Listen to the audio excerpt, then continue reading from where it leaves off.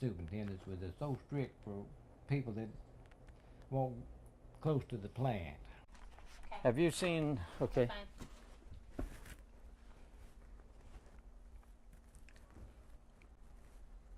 Mr. Haas, thank you. Okay. One thing, Mr. Haas, could you just drop your leg? What? Could you just drop your Just put your- knee yeah. onto I can't hardly get that leg down. Okay. That's Okay. Okay. when I've got I'll that work on stroke that. in. Oh, I'm sorry. No, Sorry. that is all right. You want to raise it? We're fine. Okay, We're fine. I'm working on it. All right. Okay. Oh, Oh, no, that's all right then. Okay. Fine. Okay. it looks actually much more comfortable that way. Yeah. Anyway. That thing's out now. Yeah, that's fine. Yes, it's got it. Yeah. Okay. All right, sir. Could you tell us how you got named? I was named after Marshall Dillon at the Smar Mill. I'm superintendent of Smar Mill. And how long had your family lived there before that happened? That's something I can't say. I was born there, and I didn't know how long they lived there. And it wasn't too long. I don't know how long it was. But do you know why they named you that way?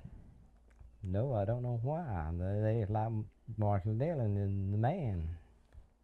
I believe didn't you say that you were the first? I was the first male child born on the Smar Mill village.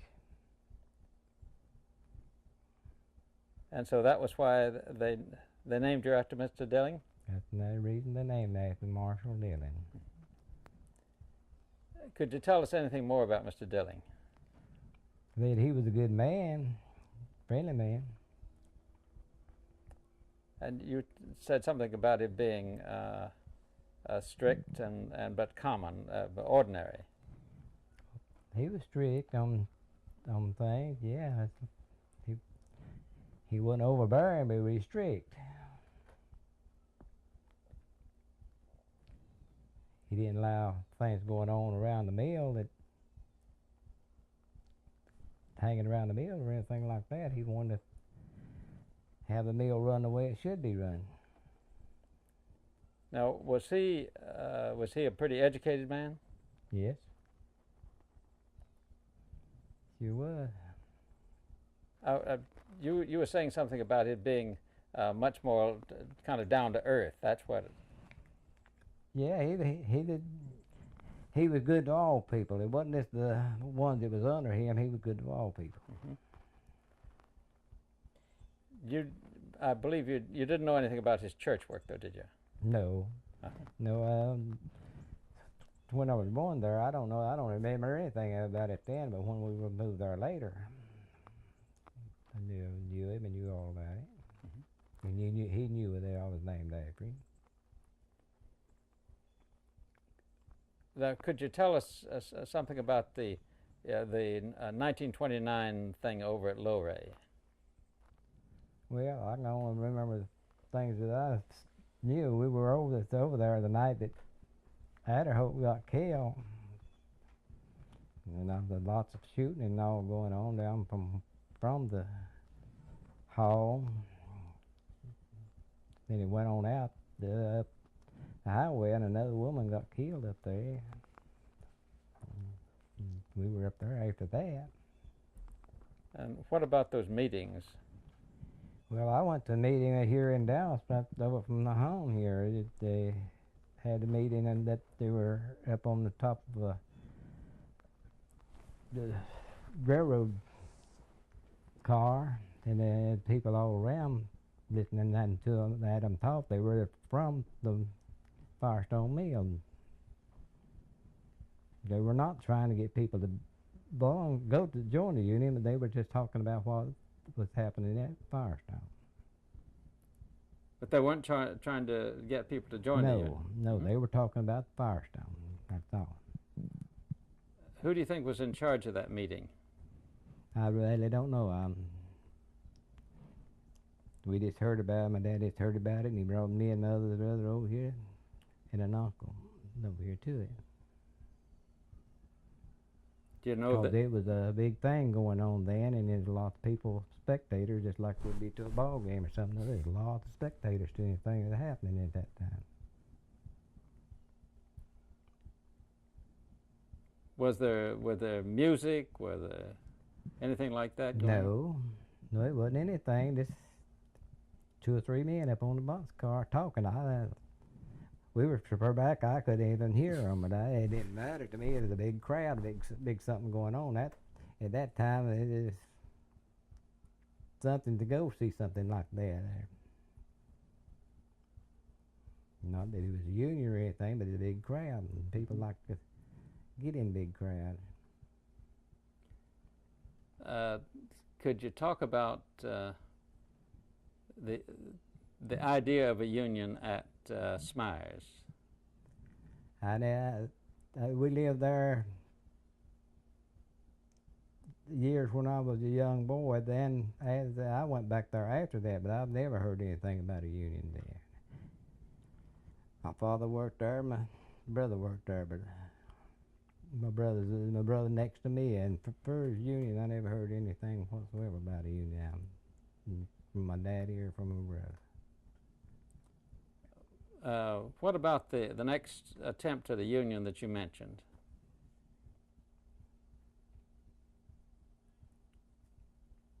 I don't know what you're talking about now. You were talking about there being a meeting in a hall. Oh, this was in Clover, South Carolina, and I was staying with my brother down there at that time, and they were trying to get a union at the deal there in Clover,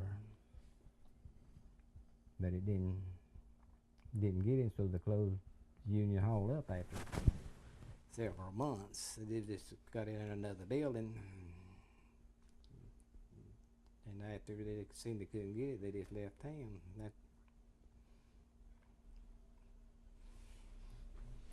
Why do you think they had? Why do you think they made the attempt and had so much trouble? Where?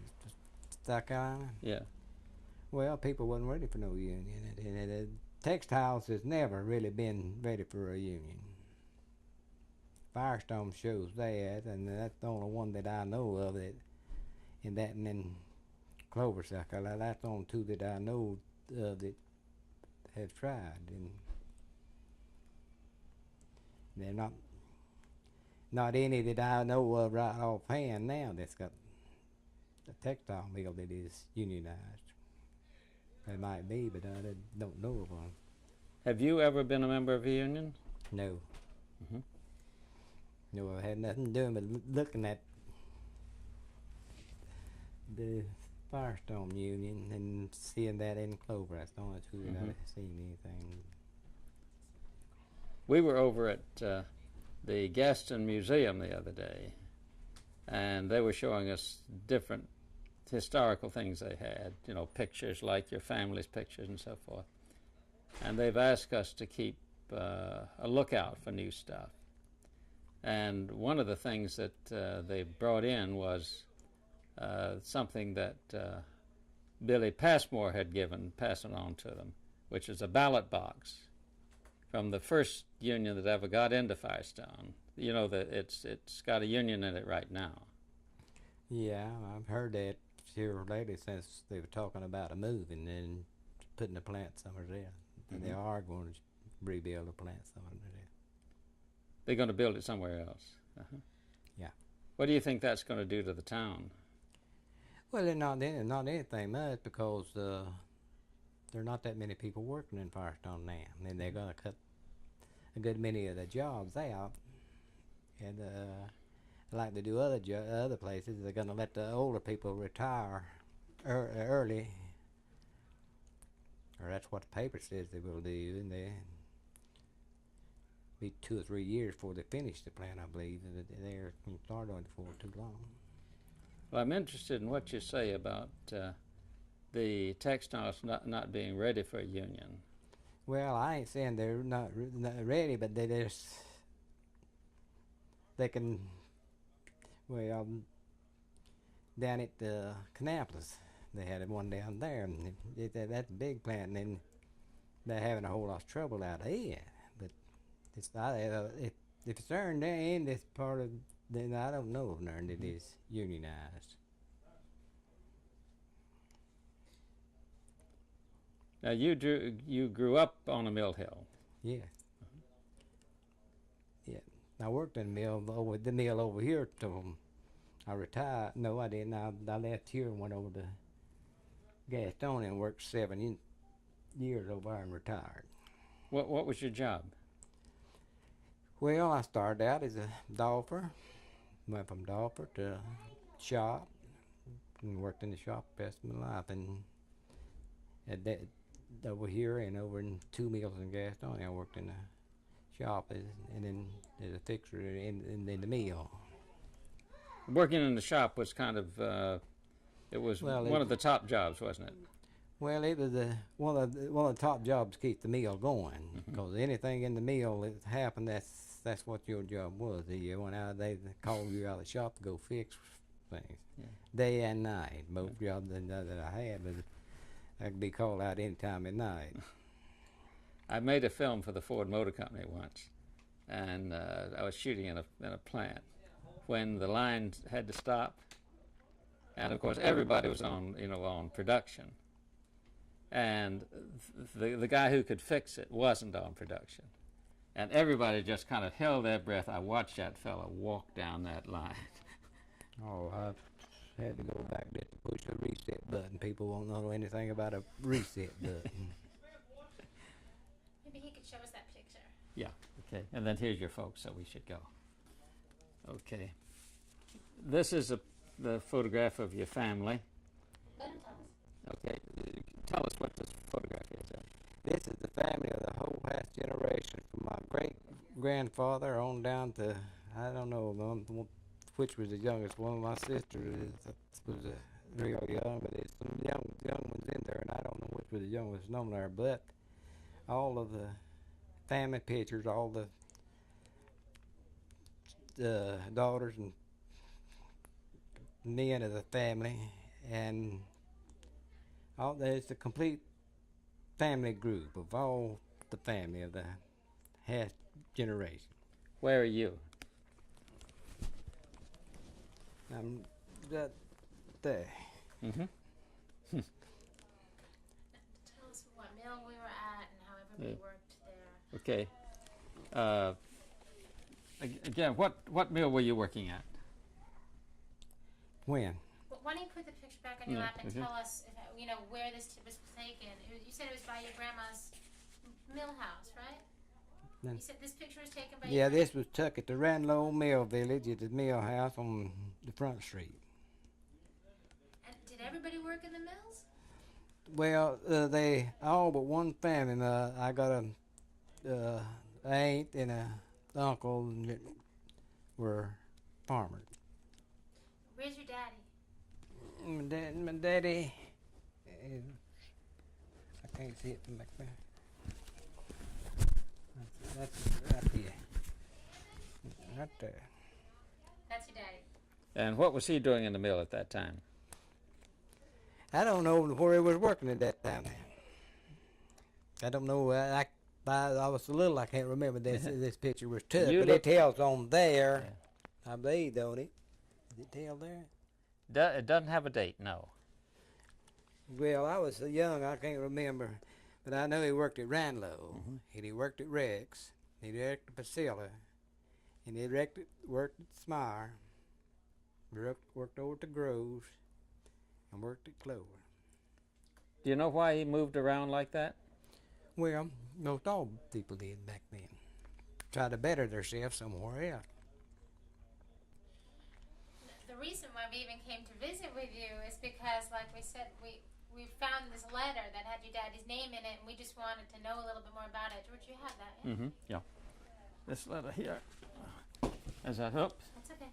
As I say, this is a letter which came from the National Archives in Washington, and it has your father's name on it, you see, and that's why we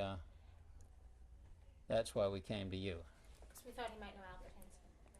We thought you referred to Albert Henson, you see, and we've got a lot of pictures of Albert. Which strike was this they're talking about here? This is 34. Textile strike up there. Yeah, at 1934. But he didn't have anything to do in the Union now. No. And I was with him, and I went with him over here, and went over there when Idaho was killed, and went up there when that woman was killed. And before it was going to see any of it after so many police things came in up there that was the end of it because Firestone shut down and put all everybody that was unionized or thinking of union put their household furniture and everything out beside the road. Put them out. And you saw that. I saw that. What did it look like? Tell us about what it looked like. Well, it looked like a whole bunch of clothes. They was between the sidewalk and the curb. The space between there and all their clothes and furniture was up and down the roads and raining and all. And I seen that. Why do you think they put them out there? I don't know unless it be union. That's the only thing I can say. I don't know.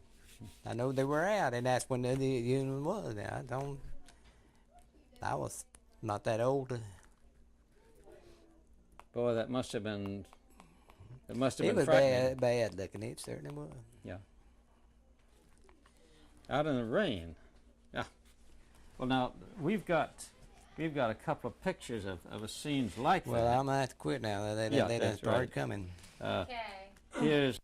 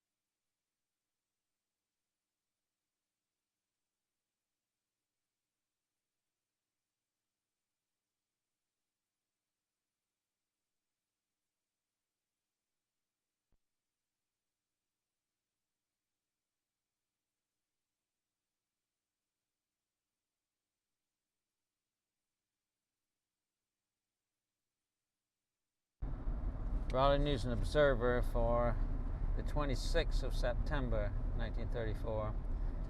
Could you turn towards me a little one? No, I can't.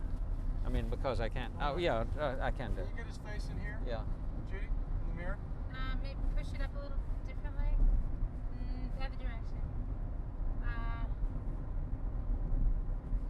Almost, not really. Okay.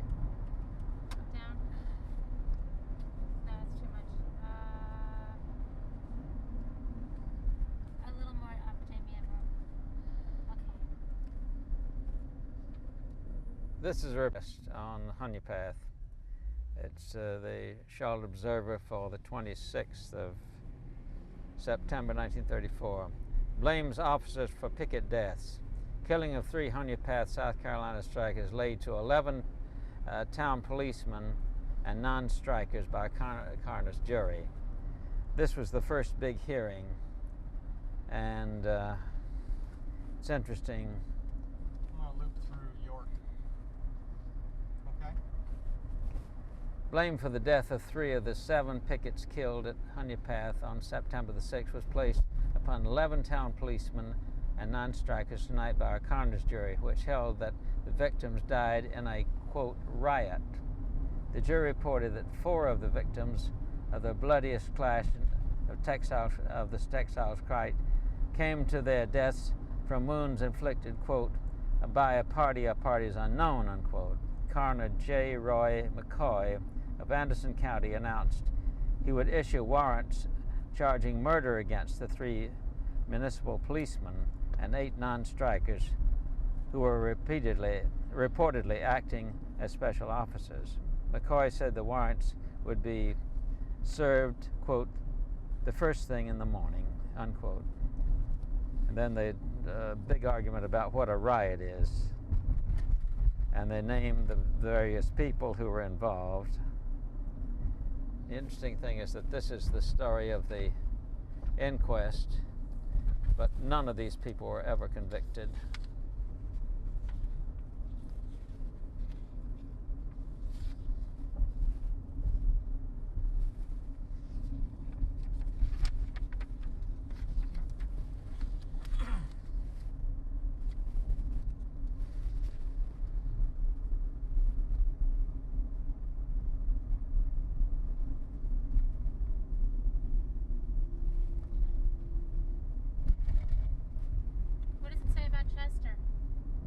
Oh, Chester. Yeah, that's Yes, all right. There are a number of stories about Chester, starting with the 1st of September.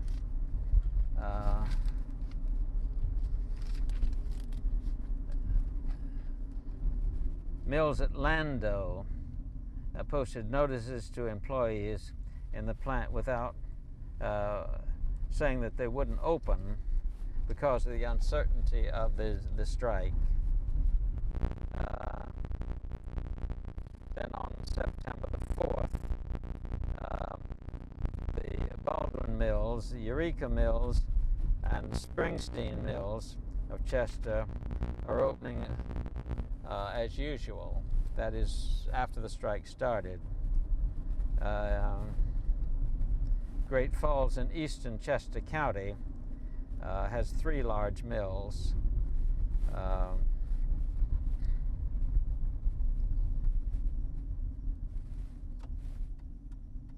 Oh, look at that church. Isn't that amazing?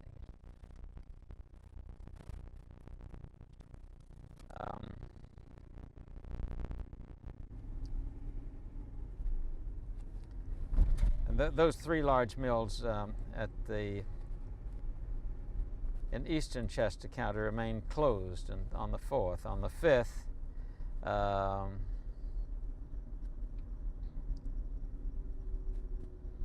three big mills, the Baldwin, the Eureka, and the Springsteen, continue to operate full time. Did you And on the 6th, it says Chester today experienced one of the most hectic days in its history, when several thousand striking union operatives moved to Chester to close the three Springs textile plants. Captain Elliott Springs came down from Fort Mills to take charge, and as I recall it, Captain Elliott Springs said that first that he was going to keep the mills open, but then he thought better of it and decided he would close up for the day. On the 7th, the next day, Eureka Mills did reopen, and the Lancaster and Kershaw mills operated as usual. What does it say about the National Guard? Anything specific? Let's see. On the 7th, all mills reopened. Flying squadrons came in from Rock Hill, and 3 National Guard companies moved in. This is a great street. Yeah, this is a great street here. Uh-huh. Yeah. This looks very much like an old southern town. We're coming up to the courthouse, you see. Yeah. And then the courthouse here, you see. So that's, yeah. Yeah. It fixed up. Manufacturer's building right there.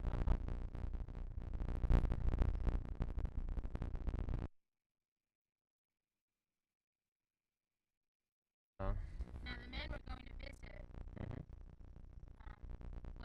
worked in a plant, worked in one of the Springs mills, and was also in the National Guard. Was called out for duty to guard the town Yeah. in his own town. Well, that was very unusual because they usually got guardsmen from other towns. But on the 9th, 4 companies of National Guardsmen were on duty, and they opened the mills. On the 11th, all the mills were open for full 2 shifts, and on the 13th, all the mills were back at work, and the 14th they were again in full operation, and so evidently what happened in Chester was that there was not a great deal of response at the beginning, and then for these big mills, and then the flying squadrons came in from other places. They mentioned specifically Rock Hill, and that's when they brought in the National Guardsmen. Elliott Springs was quite a showman. He'd been a World War I ace and a novelist and short story writer, a pretty flamboyant character. I hope we can get some pictures of him. I have some movie footage of him in the 40s. It certainly shows how flamboyant he Oh was yes, then. So, Be interesting to see what this guardsman has to say about him. 25 miles from Chester. Okay. This is old 321. this guardsman, George, wound up being high top management for Springs. How did you contact him? He contacted us. Aha, He good. contacted us through the Charlotte Observer. Oh, that's very good. No, you know what? Yeah. A younger woman whose father served with him in the National Guard. She called us Ah. because her father was dead. She referred us to Doster. And then you called him, Right. and what did he say? Come on over. Great, okay.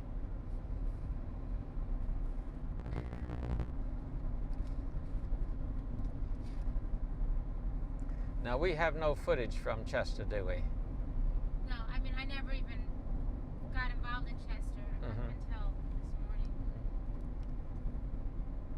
Well, this, I don't know whether Fort Mills was at that time, the main center for the Springs interests. It is now, of course. But at that time, I believe Chester was. We'll see. This man's name is Mr. Doster. He's- Doster. Mr. Doster.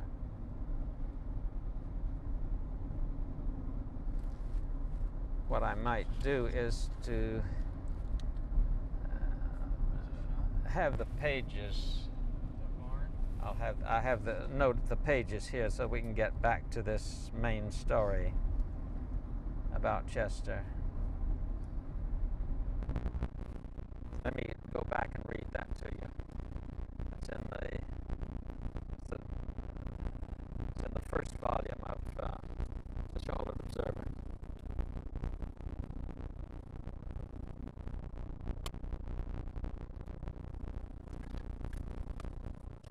Could you pass that up to me?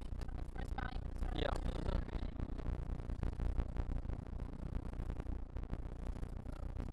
This is.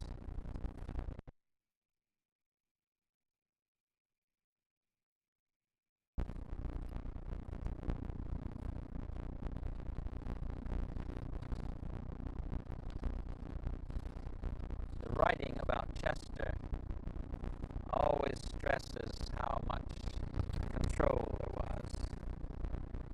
It's kind of interesting.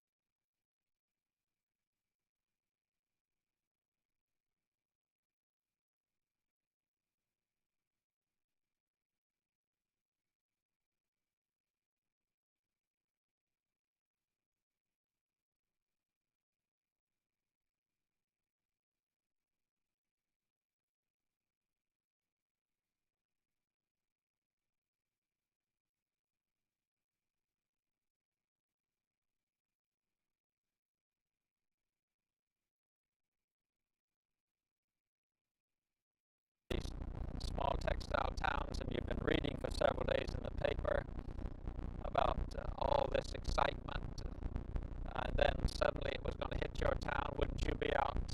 My goodness. You close the schools, let the kids go.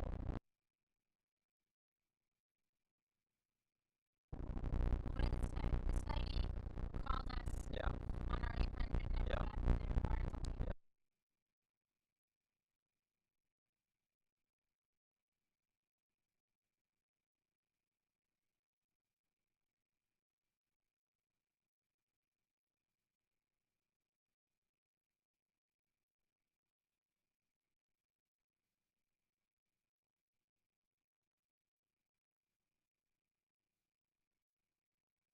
To work for. Father worked for him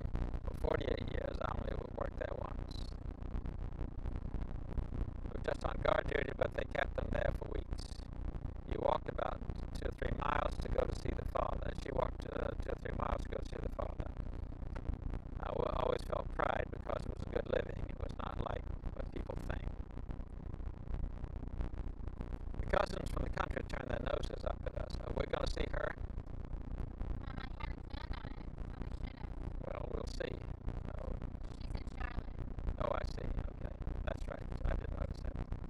They lived in a house that you could see the ground through the holes in the floor. And they would come to our house, and we had running water in 4 rooms that was clean, and they would say, "Your house is real nice, but it was just if it was just anywhere else than where it was," meaning the mill village. I had no problem. I was always accepted. I was a cheerleader in high school. I played golf at Bridge. Springs made golf courses and pools for all of the villages.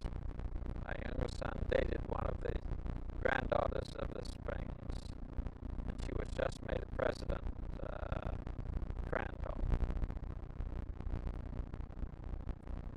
I suppose that's president of Crandall College, is that it? No, she was just made president of the Mills. Oh, she just made president of Crandall Mills. They worked at something. Oh, yes, the Springs woman, yes.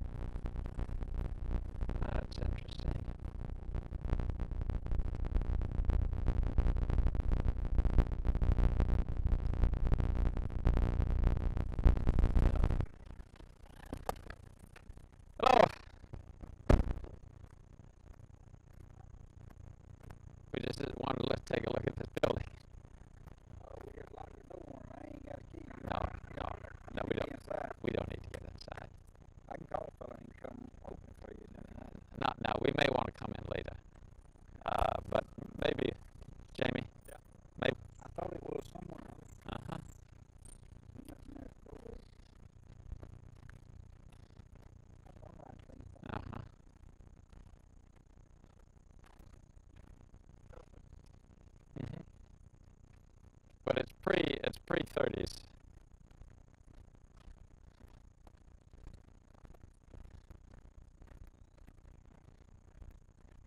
Looks like there was one over there and they filled it in. See? I think they must have taken it out and moved it to the new. That's a well-made brick. There's a hell of a lot of leakage and it's not falling too much. Like the nice touch of the zigzag right up there on the upper edge. Yeah. And the old, I mean, Yeah. back to the old castle slits. Yeah. Hope this not the last. No, I mean, it's not like today where we were just talking about the hurricane.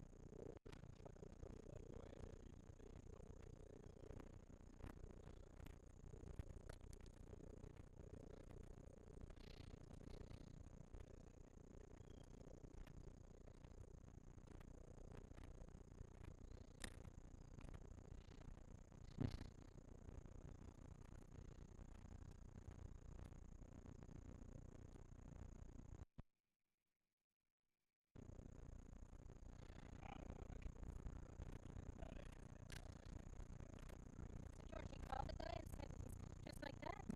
Yeah, it says it's coming away. Do you have an armory like this back home? Where? In Winston-Salem? Oh yes, the local National Guard was called out in Winston-Salem, and I don't know. They said they were mustered in the armory, and then they went over to the East Winston High School where they were put up. They camped during that time. I don't remember the armory, so I don't know what's there now.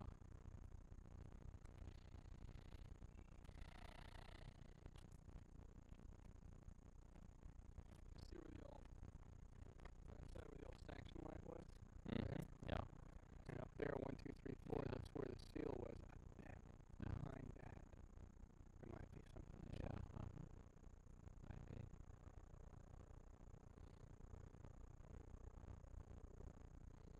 Inside it's all lit up with mercury, they precision there.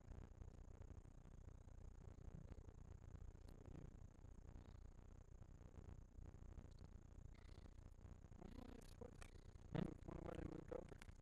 Oh, I imagine They're still using the 14th Street Armory in New York in the dates from this period, and they're using the armory out near me. but they probably had WPA funds for one thing. No, this one was in use. Well, you turn more. Oh, this whole Yeah, is that? How did you see? Okay, turn here.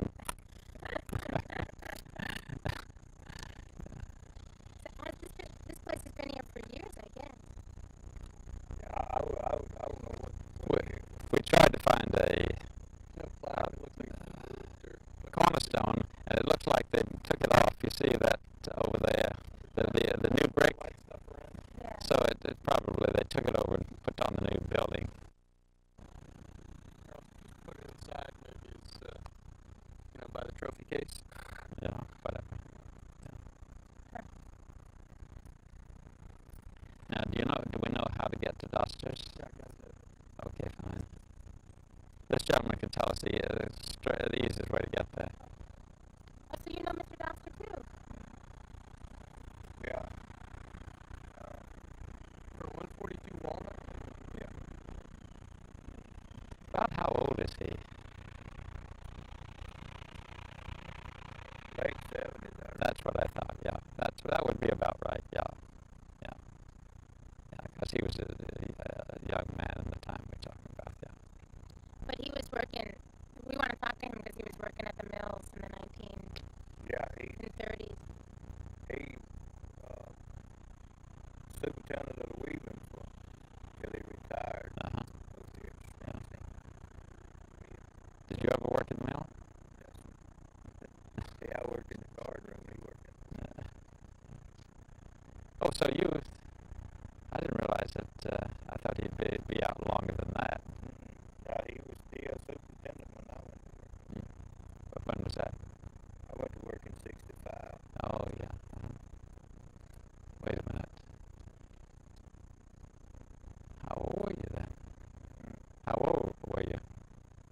start working? I've just misjudged your age.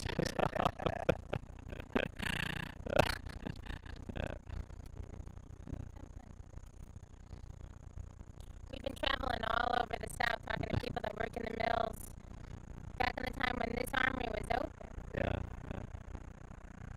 We, I would have probably been still with the mill, but they started shutting her down. So I got the job with the county. Yeah. It's all corporate now, isn't it? No local. Or is it still operated by Springs? I reckon Springs has still got something to do Yeah, with it. But yeah. they maybe go under their name. But, Yeah. I don't really know who owns it anymore. Yeah.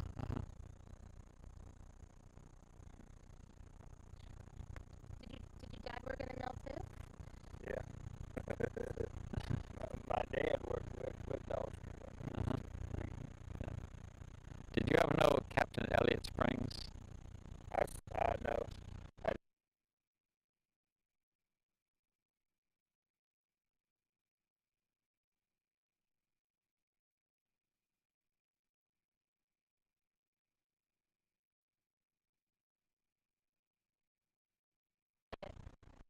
Elliott Springs. Oh, yeah.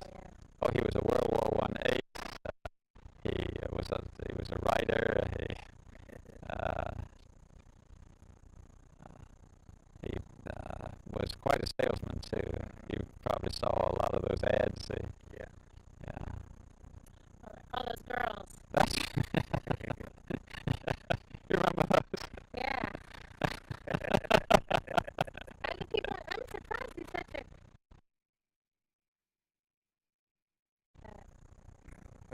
I reckon.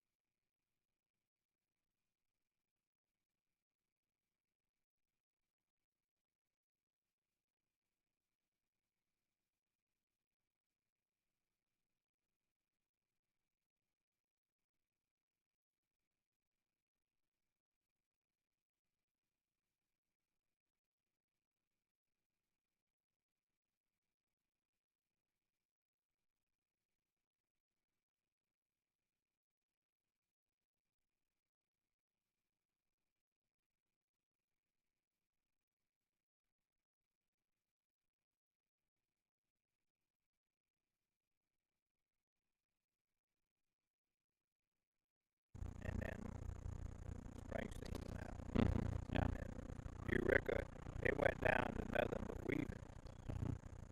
They shipped the yarn and stuff in. He named it after all his daughters? After his sons and daughters. He's got them over in Fort Long. It's called Francis Nelly and Leroy. He got one named after H.W. Close over there. That's the last one they built. Oh, that's right. Yeah. Right now, 21 going back to Great Falls. Well, we've been recording with people, older people, their memories of that period of time, what it was like to work in the mill, and then move from the country from the mountains into the mill. Yeah. I bet you there was some people around could tell you some tales. Yeah. Did your folks, your grandfather, work in the mill as well? No, he's a farmer. From around here? Because I know a lot of, just a fellow we talked to last night, he lived way up in the Smokies, and telling us about when his folks came down, and we've gotten that story from a lot of people. Yeah. Okay, I'm a little worried about being late for Mr. Doster. Yeah. Okay. Which way is Walnut? Street's back through town. Yeah, you go back to the red light. Right. Go around. Let's see. You can go around to the next red light, and you make your right. Go right to Chevrolet Place and make a left. Okay. You go to the end of that street and make another left. Mr. Doster lives right there. Okay, so it's down to this red light.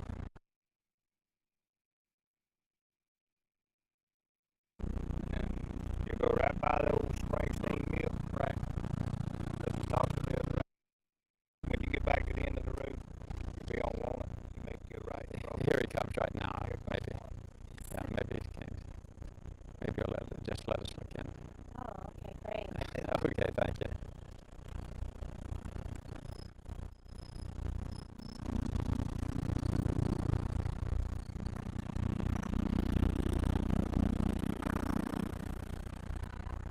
Hi, this is nice of you. We just came over to look at. We're going over to see Mr. Doster. You know, who used to muster out here. Yes, sir. And we're going to be doing an interview with him. Yes, sir. And we want to see this. Maybe we'll bring him over here to do the interview. Yes, sir. Could I just look in it for just a moment? Yes, sir. Oh, yeah, Okay. yeah. And then we'll have to go over to see Mr. Doster. He may not be willing to come over here. We'll have to see.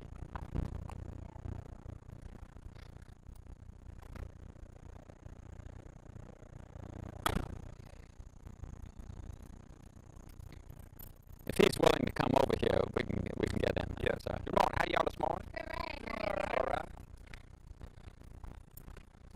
Ooh, everything today look like Yeah. I'm sorry. No, your fault. Well, yeah.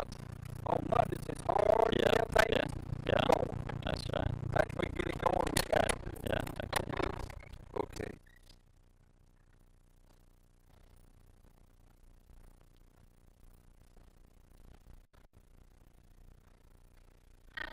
Judy. This place. Listen to this buzz.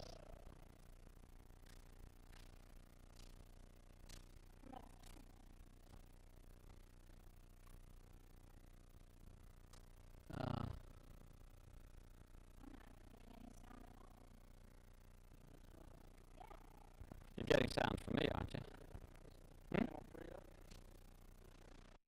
Like inside. When y'all get through, y'all want to just lock the door. Sure, we'll do Okay. that. Okay. I got to go take care of all them calls. Oh, no, I understand. Look at Thank you. that. Yeah, that's my job. Yeah. Is that the old mill? It said Eureka on it. No, man, that's where we had to place the voting boxes. For what? You know, voting boxes. Local election. Is that today? No, man, tomorrow. What are they for? Sheriff and county councilman. And what is it? I said it. That's what the headlines in the paper were about. Oh, we got. Okay. Yes, sir. Yes. Yeah, we're going to be voting on him tomorrow, 7 o'clock. Okay. We better get out. All right.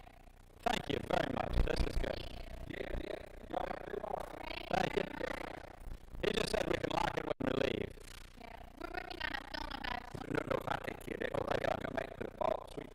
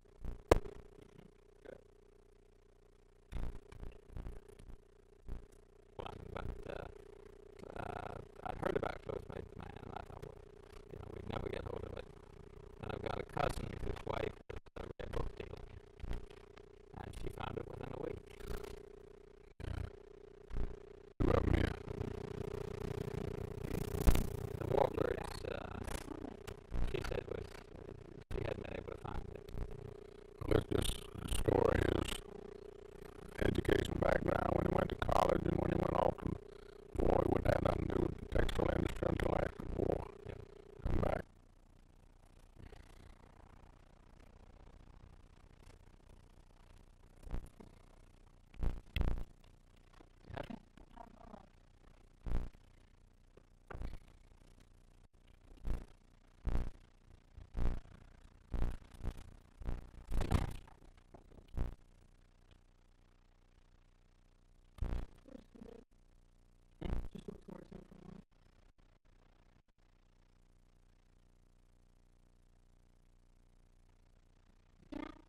Three grandchildren. 2 boys and 1 girl. 1 great grandchild, 1 boy. When they test my voice, I say Genesis, Exodus, Leviticus, Numbers, Deuteronomy. Okay, I said, how would it do? Jane, would you do me a favor? Would you look at the meters on your account?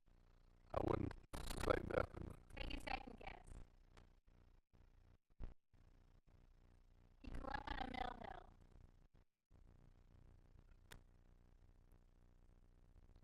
Well, I don't know. There's so many things happen in the mill. Yeah.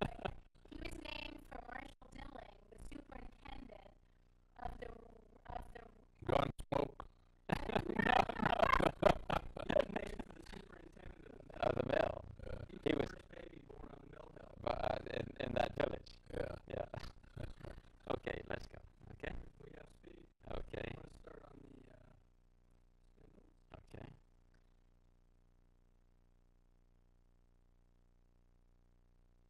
Mr. Dilling, which one? You're the oldest in this.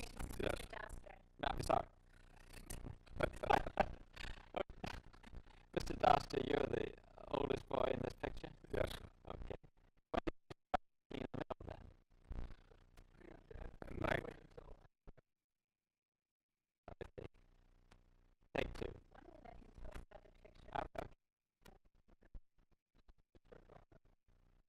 Okay. Mr. Doster. I'm the oldest one on there. My brother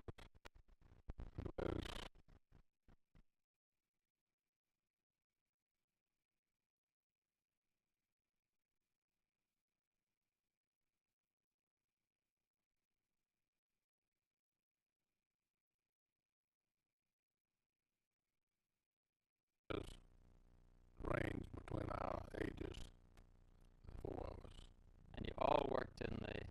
All worked in Springsteen plant, Springs Industries. Tell me about how you got started in the mill, how old you were, and all that. Well, I had to get a permit from the Labor Department in 1924 to go to work in the mill. And my first experience was working outside in the yard, driving the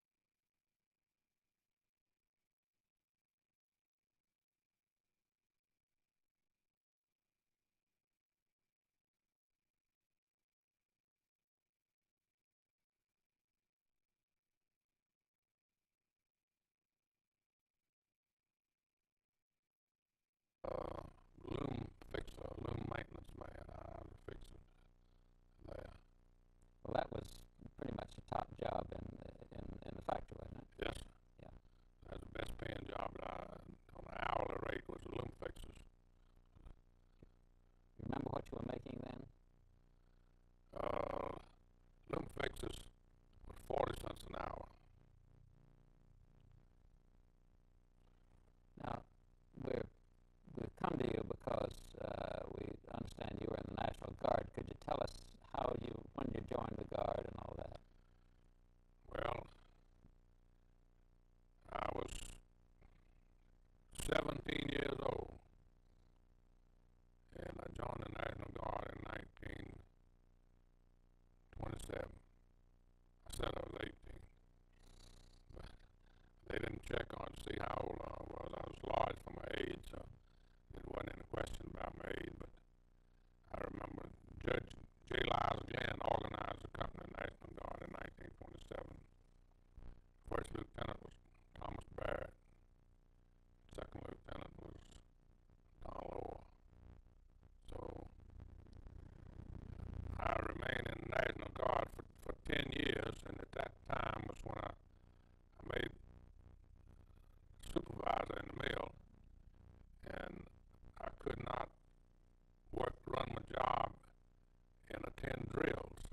I was on a night shift, and then I had to either give up my job or get out of the National Guard. So I couldn't afford to give up my job, so I got out of the National Guard. And the reason that I wasn't drafted into the Army was that we had a government contract, and I was a supervisor, and I felt like that was an important position in maintaining the production for the Army force. We had to make an Army uniform material. Now, the National Guard back then was kind of pretty important locally. Could you talk to us about why young fellows would join the National Guard and what it did? Well, me being young, I didn't realize the importance of it as much so as I enjoyed the camping trips we went on. In the summertime, we went to camp every summer. And of course, in 1934, we were called out for strike duty.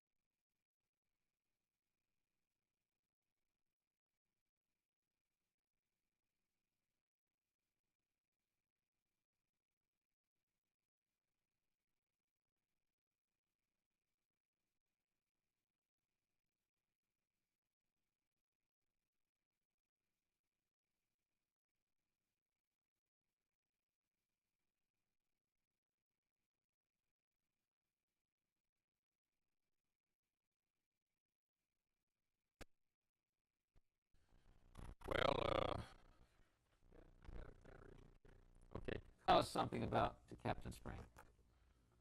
Well, I remember one afternoon we was all posted on guard duty around the plant, and Colonel Springs wanted to go in the plant, and one of the guards stopped him and told him he couldn't go in there. He told him who he was, and Colonel Springs, and he says, "I don't know you." He said, the guard wouldn't let him go in his own plant. So he had to get identified by the company commander before he let him go in the plant. But he was a people's man. He loved his people, and I'll say 85% of the people loved him.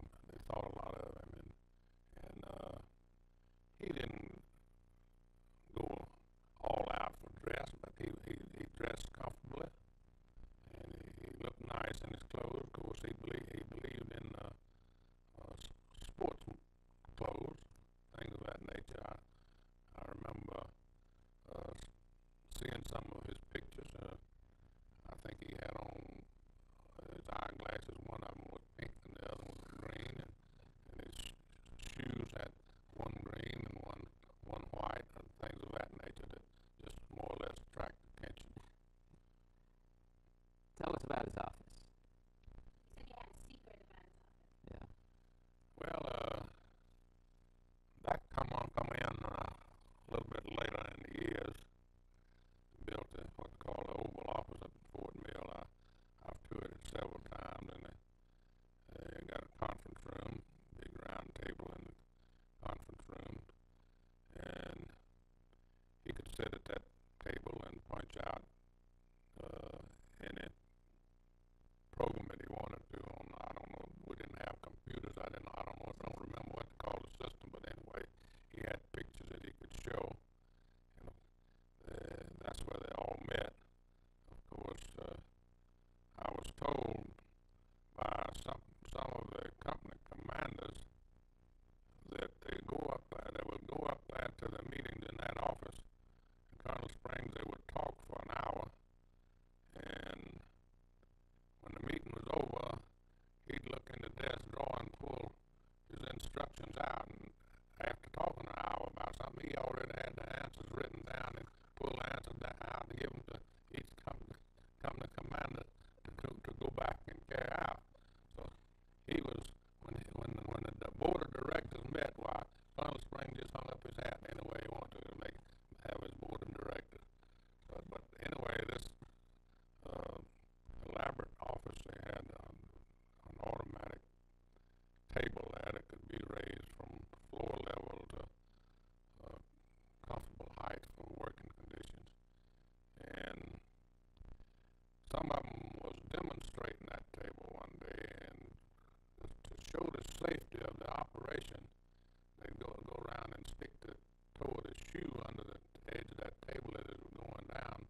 But finally, one of them got the toe caught in there. It wasn't so automatic. It wasn't foolproof all the time. It showed up. Had an accident. So, but the colonel was safety-minded, all right, but everything wasn't so safe that day. That table just caught the fellow's foot. Do you remember some of his ads? He had very colorful advertisements. Yes, I remember several of them. In fact, I got one or two that pamphlets hanging up out down in my little workhouse. It's a buck well spent, and pays to advertise. And I don't know, but he was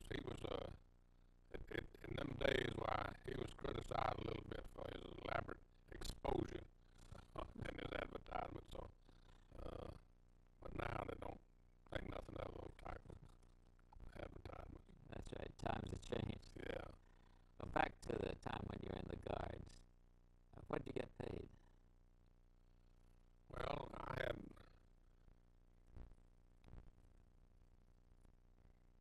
to start with, the best I can remember, was $1 a day. for service. Yes. But every time we met, and of course, that increased according to my rating. I went from private to corporal, and from corporal to sergeant, and then from sergeant to first sergeant. So I was the highest paid member of the company when I had to resign and get out of the company as far as an enlisted man. Do you remember what you got paid during the strike?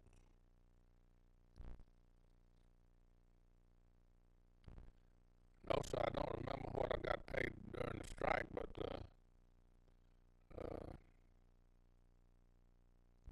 best of my knowledge, I think the company reimbursed us for what we lost for being out on strike duty. Now, did the company have other guards, or Yes, sir. They had guards at each gate. did they deputize other people? Yes, sir. I remember some of the guards by name when it was at this plant here. I worked right this plant right around the corner here where I walked to work around there quicker than I could find a parking place if I drove in a car. Well, now, what was the size of your unit here? 32 enlisted men, 2 officers. And then, could you guess how many other deputized people there were during that time? Well, I would say a dozen. So it wasn't a big number, No, sir. because we were up at Lorray, and they said they had about 160, talking to the fellow whose daddy was in charge of security then.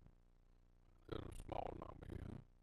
They only had 3 entrances to this. They got a fence around this plant, and they had a man at each entrance around the clock.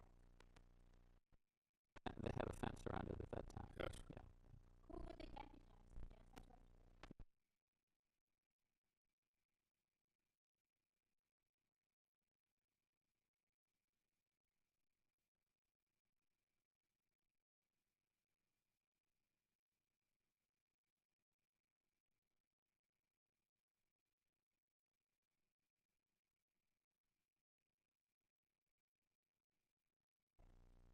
And a 45 automatic.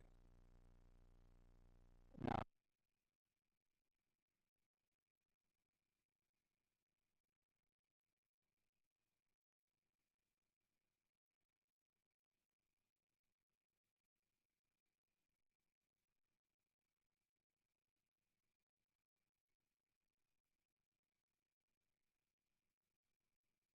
Rifles and 45 automatics. and tear gas, No, so we didn't have any tear gas. and so you never had to use any of that stuff. No, sir. Yeah. What about bayonets? Bayonets. Yes, we had bayonets, yeah. We didn't have to use them, though. Do you have any pictures from that time? No, I don't. I've seen several pictures recently that I wished I had gotten some of them, but I don't have any war pictures, National Guard pictures. One other thing, in the papers here, they describe people on strike making fun of the National Guards or cursing them and so forth. Oh, yeah, I remember the day that they came out. They come back the second day out to Eureka, and several of the people that rode in these open bed trucks, and they went through the motion of spitting the tobacco juice between the fingers at some of the National Guardsmen on the side of the road out there, and looking at the mill and say, well, she's running now, but she won't be running long. But the National Guardsmen never did come in physical contact with anybody. Were there women along with Oh, yeah. Women, men, and children in some of those trucks. how were the women dressed? Ordinarily, just everyday dress. We just talked to a woman in Columbus, Georgia, in Newnan, Georgia, who'd been on one of those trucks. And she said they always dressed up because they were going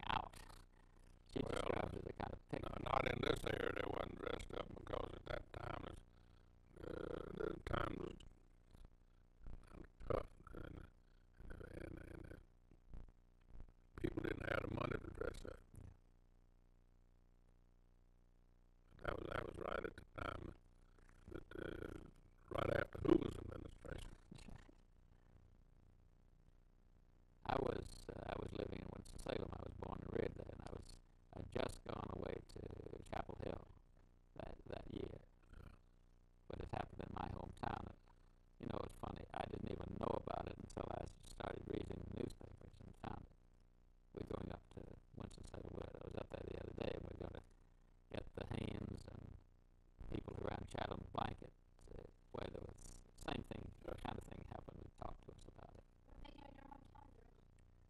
Well, in my hometown, according to the newspapers, the flying squadron came in, closed Arista Mill, and then went on to the Haynes spinning, where they were met with machine guns and rifles and tear gas, and were discouraged and went back. And I knew nothing about that. Well, there was, I understand, over around Honey Path and that area there was 1 or 2 deaths, killings over there from people involved in the strike. But there wasn't nothing of that nature that happened in this area. No, we've gone through the Observer very carefully, and it's interesting, just again, to check on how accurate you are. This flying squadron came in on the 5th. On the 7th, the Eureka mills open, Lancaster and Kershaw plants operating as usual. On the 7th also, all the closed mills opened up. Another visit, just like you said, from Rock Hill. Flying squadron came back. And there are 3 National Guards companies in the county now, according on the 7th. On the 9th, 4 companies of the National Guard are in the county, and all the mills are open. On the 11th, they're running 2 full shifts. On the 13th, everybody back to work. On the 14th, everybody back to work. And that was the way it was handled. Well, the 3rd trip that the flying squadron made to Chester, they didn't get to the Eureka Mill. They stopped out there on the highway beyond the Eureka and was holding a conference out there. And the leader of this thing was riding a motorcycle. And we had a great big man, Gladden Dyer, rural policeman. He goes out and takes this motorcycle and turns it around. Tells it, you get on that motorcycle and go back where you come from. So, the mill didn't have anything to do with that, man. The National Guard didn't either. That was a rural policeman. You don't know anything about where he came from or anything? Who's that? The fellow on the motorcycle. Rock Hill. Rock Hill. He was leading the flying squadron. That's where they come from. They was organized in Rock Hill. I know that there was a lot of kerfuffle up there. We don't have the pictures from Rock Hill, do we? No, we don't. How did that's some term. What's wrong with that? You know what I mean by kerfuffle, don't you? About what? A kerfuffle. No. Okay. What do you mean, George? Confusion, a lot of confusion. How did the, are you all done? No, I'm just looking for my blue You satchel. might have left it in the car. No, I brought it in here. Just let me break them because I want to show him those pictures. Okay. Before you show the pictures, But let me see where I left it. I'll leave it.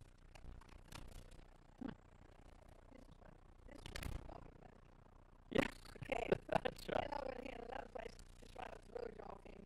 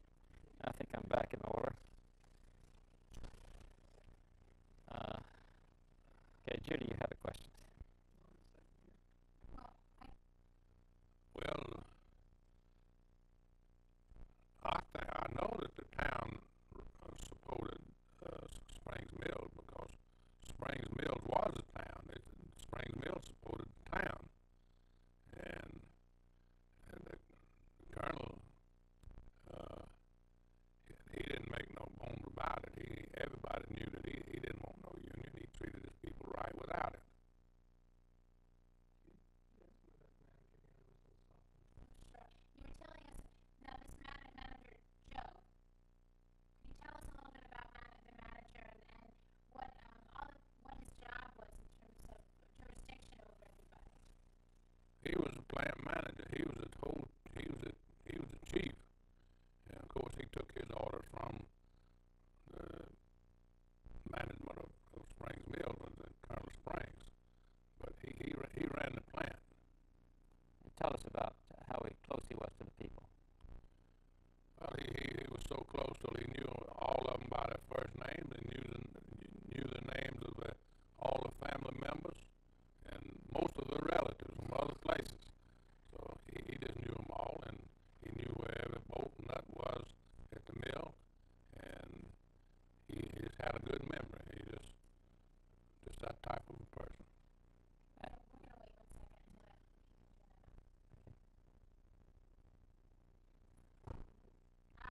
Yeah. Is that the refrigerator? Okay. Okay. We'll turn it back on. Okay. Yes. Yeah. Okay. Then he would have known if there was any kind of attempted organization in the mill. Oh yeah, yes sir. I guess you would too, wouldn't you?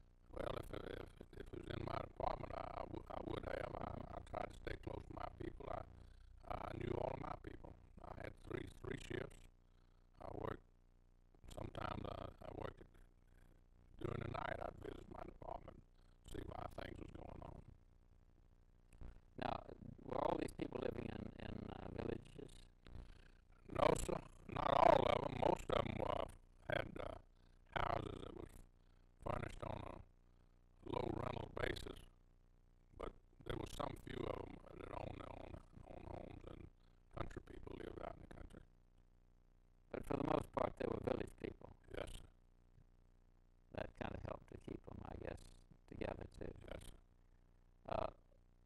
Now, did they come? And a lot of, for example, last night we talked to a fellow whose daddy came down from the Smokies, and a lot of that happened in Gastonia. Was there any kind of country place that a lot of these people came from? Quite a few of them came from a little town up in North Carolina, Balfour, up near Hendersonville, in that area.